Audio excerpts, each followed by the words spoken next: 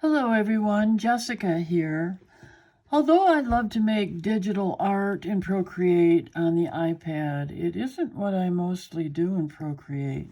I have found Procreate to be also just a great studio tool to work with my analog projects and drawings and paintings. So my Procreate Studio tips are about that. And one of the magic things that Procreate can do for you that is so hard to do in analog is to clip a pattern to a certain shape. And that's what's happening in this video. So let's start. For our first step, I have opened a document in Procreate, and it can be any page that you want. I happen to choose a square, but it can be anything, and I always choose a 300 ppi resolution so that it can be printed later. Otherwise, it can be anything. And for this learning process, it doesn't even matter about the resolution. It's just the idea that we want to get.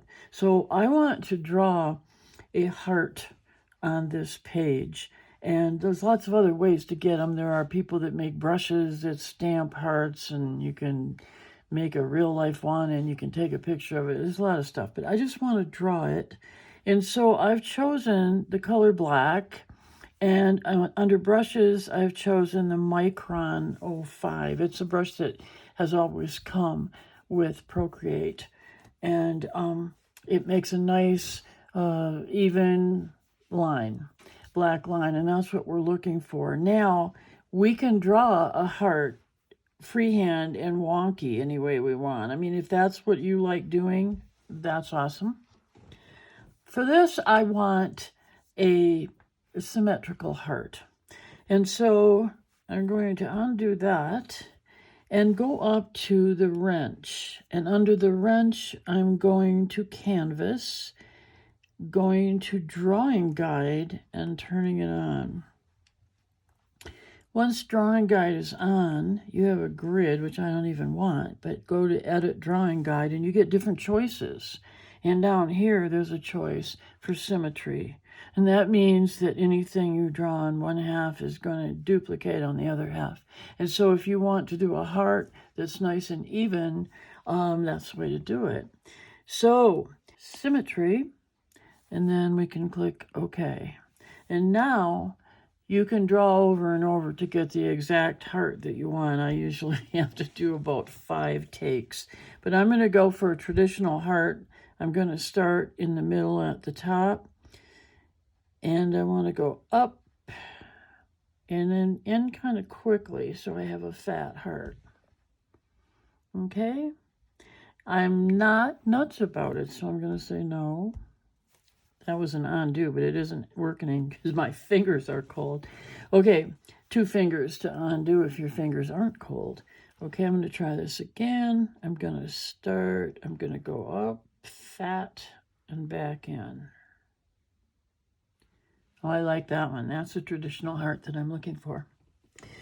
Okay, at this point, you want to zoom in and make sure that this point right here and this one right here are closed.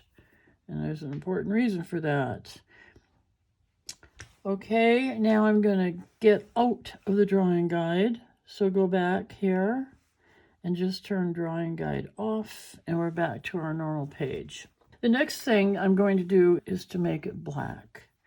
To do that, I have black as my chosen color, and all I need to do is drag it to within the heart. And now I have a beautiful black heart. We want to be able to have this heart filled with a pattern. And right now it's just a black heart, and it really has no background because you can go under layers and you can turn the background off and you see gray. So really all we have right here is this heart right now. And I'm going to keep the background white for this moment so that we can see what we're doing really easily. All right. In order to fill our heart with a pattern, go and add a layer.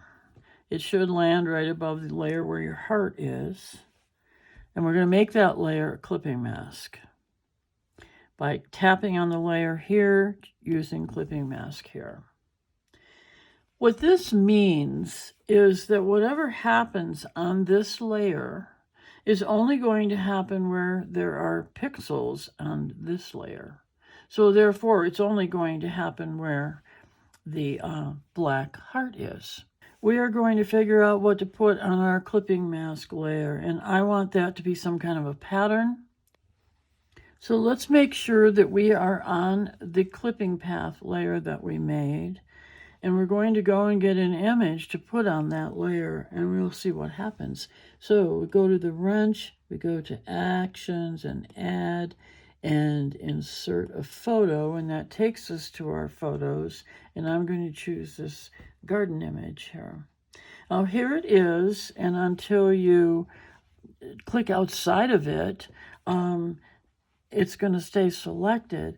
And so you notice it is only showing where the black pixels are on our original layer, but while it's still selected, you can resize it and you can move it and you can make it fit however you want. So perhaps you'd like the flowers to be bigger and you'd like to move them over so that purple one shows, or maybe so the blue one is in there. And you can play with this until the cows come home, if you have cows that are going to come home. And when you're done, you just click outside the selection box, or, oops, I moved that, or click on the arrow, and you now have that cutout of your pattern inside your shape. Isn't that a wonderful thing? Okay, now I'm going to do that again with another image because I want to show you something else you can do. It's still part of step 3.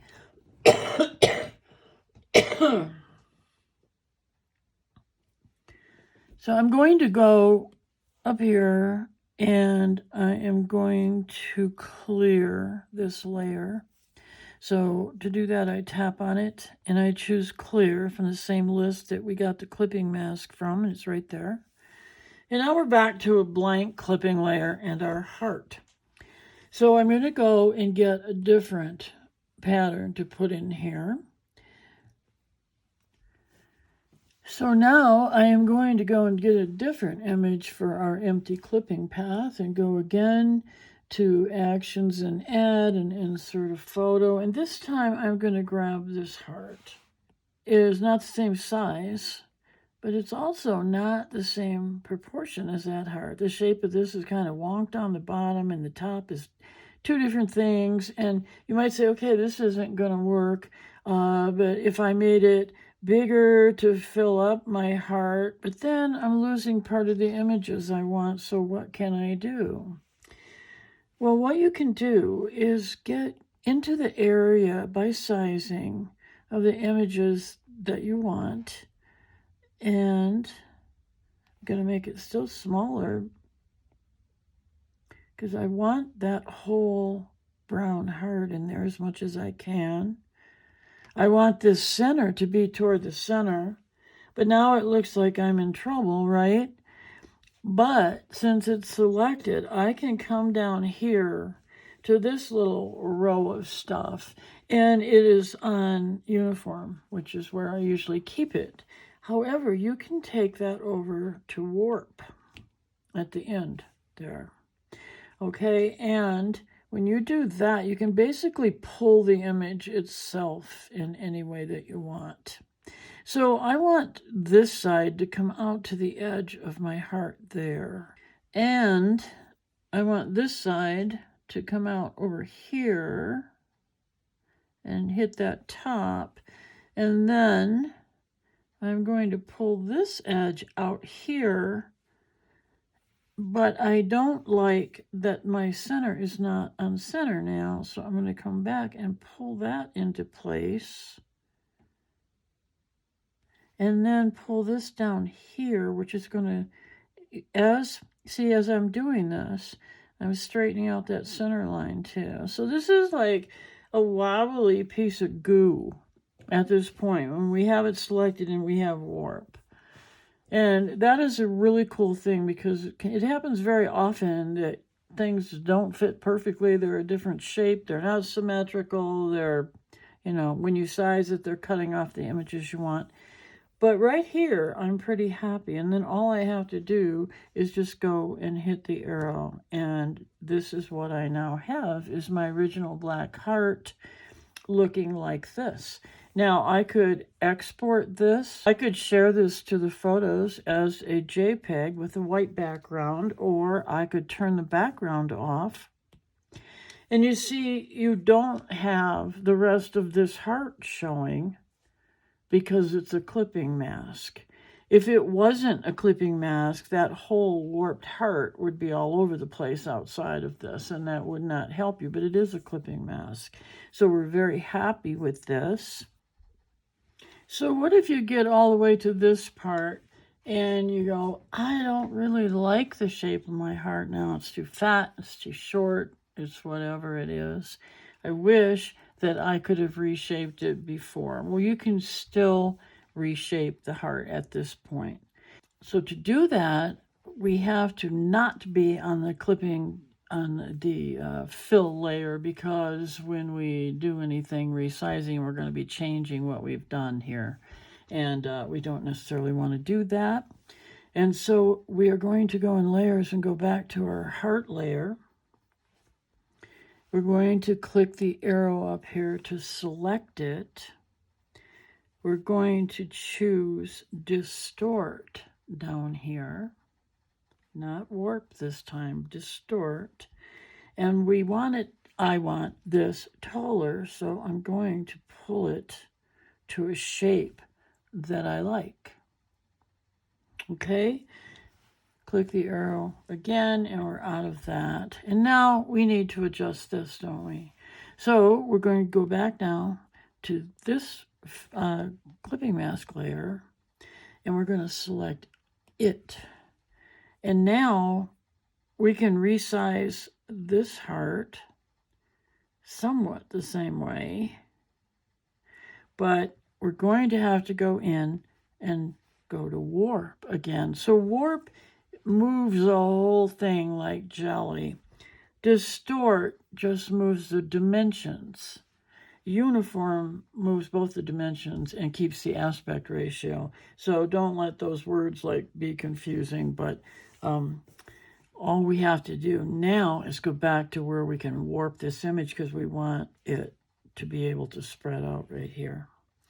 So we could make the whole thing bigger, but if we do that, we're going to mess up the way that we framed our little heart images in there. So we're going to go to warp, and we're going to pull this edge out to fit, and pull this edge out to fit. And I like it. And I think now we have what we want. So I'm going to go to the arrow and deselect. And now I have the heart with the pattern in it, but in the shape that I really like. So there we have it. We can share this as a ping with no background, and we can use it in any of our other artwork, our other Procreate work, or on greeting cards or whatever. And if you wanted to use your same heart shape ever for different patterns, all you would have to do is, one thing you could do really easy is duplicate this whole file back in the gallery and go in and clear the clipping layer. But let's say that you wanted to keep a different number of patterned hearts in the same document for future use. So the easiest and least confusing way to do this is to duplicate your heart layer by swiping left and saying duplicate. And then go to this lower one here and add a layer above it and make it a clipping mask. Okay, so the important thing here is that the layer that you add and make a new clipping mask is above the new heart that you made. Otherwise, you're going to mess with this business here. The other thing that you can do with your already done heart is to tap it and merge down. Where is that? Right here. And now you've made a single layer out of that, and you don't have to worry about it anymore, but you no longer are going to have that editing ability to warp and resize. And I mean, you can resize it as a whole, but you know what I mean. What we were able to do with it, we can't do now because we just froze it into its own layer. But now, whatever we choose to put on this layer, when we say insert a photo,